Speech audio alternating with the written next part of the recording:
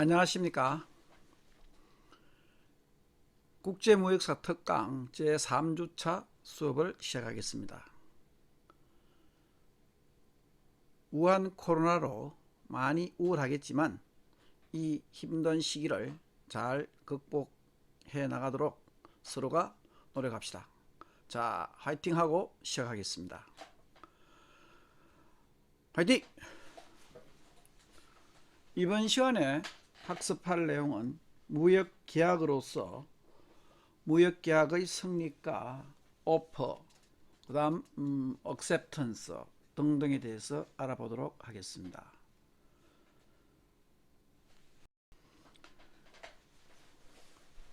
국제무역사 자격증에서도 무역계약은 전체 40문제로서 매우 큰 비중을 차지하고 있습니다. 그 중에서도 이번 시간에 학습할 무역계약의 성립과 관련된 청약 및 성납, 다시 말하면 오퍼 및 액셉턴스에 관해서 많은 문제가 출제되고 있으니까 이번 시간을 통해서 무역계약에 대해서 자세히 학습하겠습니다. 우선 무역계약이란 서로 다른 국가 영역 내에 영업소를 가진 매매 당사자 간에 체결되는 것으로서 매도인은 물품을 인도하기로 약정하고 매수인은 이를 수령하고 그 대금을 지급할 것을 약정하는 것입니다. 즉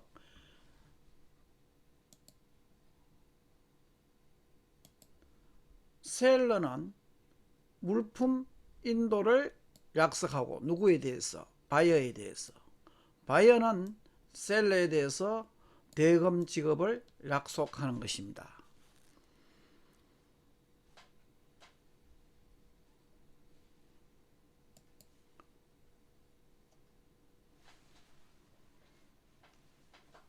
다음으로 무역계약과 종속계약 간의 관계에서 보면 매도인과 매수인 간에 체결된 이 매매계약, 이것을 우리는 이제 주계약이라고 이야기하고 있습니다. 이 주계약 밑에 운송인과 운송계약, 보험회사와의 보험계약, 그 다음에 은행이나 기타 금융기관 간의 환거래계약의 세 가지 종속계약이 있습니다. 그래서 무역계약에서는 이를 무역계약에 대한 세 가지의 종속계약이라고 부르고 있습니다. 즉 종속계약이라 하면 운송계약, 보험계약, 환계약 혹은 환거래계약이라고 하고 있습니다. 다음으로 무역계약의 대상은 주로 동산인 물품이며 토지, 건물 등의 부동산 또는 주식, 어음 등의 유가증권은 무역거래의 대상이 될 수 없습니다. 크게 나누어 보면 현물과 선물, 그 다음에 확정 기준에 따라서 확정 매매 계약 체결 시점에 확정되어 있는 특정물과 불특정물로 되어 있습니다. 다음으로 무역계약의 종류는 개별계약과 포괄계약이 있고 독점계약과 대리점계약으로 구분할 수 있습니다. 개별계약이라 하면 특정 물품을 거래할 때마다 거래 단위별로 일일이 구체적인 거래 조건에 대하여 합의하는 방식으로 체결되는 계약을 이야기하며, 포괄계약이라 하면 동일한 매매 당사자 간에 동일한 물품을 빈번하게 거래하는 경우 일반 거래 조건에 대하여 포괄적으로 합의하는 방식으로 체결하는 계약을 이야기합니다. 다음으로 독점계약이라 하면 특정 물품의 거래에서 매도인은 수입국의 지정 매수인 외에는 동일한 품목을 청약하지 않으며 매수인도 동일한 물품을 수출국의 다른 매도인들과는 취급하지 않는다는 상호간의 조건에 따라서 이루어지는 계약을 말하며, 대리점 계약은 무역업자가 해외에서의 물품 판매 또는 물품 구매 및 이와 관련된 각종 부대 업무를 용이하게 수행하기 위하여 해외의 대리인과 체결하는 계약을 이야기합니다. 이 대리점 계약에는 판매 대리점과 구매 대리점 계약이 있습니다.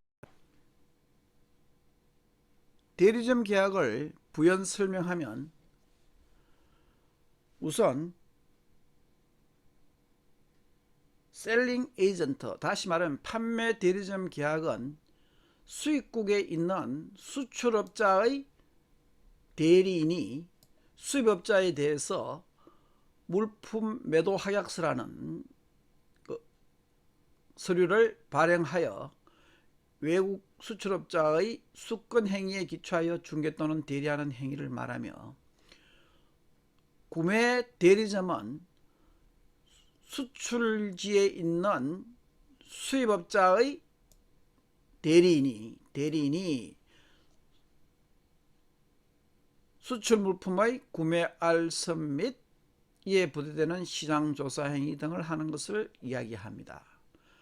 과거에는 주로 이와 같은 대외무역법 상에서 판매 대리점을 감유무역대리업, 구매 대리점을 원료무역대리업이라고 하였으나, 현재는 이러한 무역대리업이라는 명칭을 사용하고 있지 않습니다. 참고로 우리나라의 경우에 있어서는 무역업이든지 무역대리업을 영위하기 위해서는 사업자 등록만 하면 누구든지 무역업을 할 수 있습니다. 다음으로 여러분들이 반드시 알아둬야 할 용어가 있습니다. 통상적으로 수출업자, 수입업자라고 하는 이와 같은 무역관계에 있어서의 익스포트 혹은 임포트의 명칭이 각각의 상이한 계약관계에서는 명칭이 달리 부르게 됩니다. 일반적으로 우리가 매매관계라고 이야기했을 경우에 있어서는 셀러라는 하면 물품을 매각하거나 매각하기로 합의한 자를 말하고, 바이어는 물품을 매입하거나 매입하기로 합의한 자를 이야기합니다. 물론 익스포트가 셀러입니다만 무역에서는 수출업자, 매매관계에서는 셀러가 된다고 보면 됩니다. 그 다음에 운송계약관계에 있어서의 이 운송에 있어서는 수출업자는 쉬프 혹은 컨사이너라 해서 송하인, 다시 말하면 물건을 보내는 사람, 수입업자는 물건을 받는 사람, 컨사이니.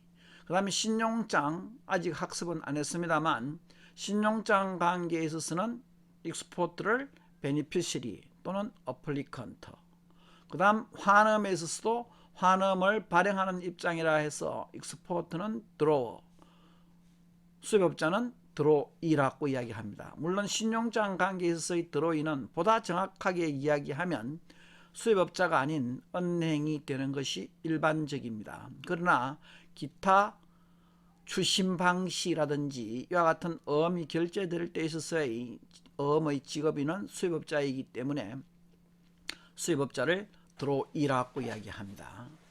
그래서 이와 같은 각각의 명칭, 과거 시험 문제에도 출제된 적이 있습니다. 주로 컨사이너, 컨사이니, 베니피셔리, 어플리컨트, 드로어 혹은 드로이, 이 정도의 어떤 명칭 정도는 여러분들이 기억해 두셔야 할 것입니다.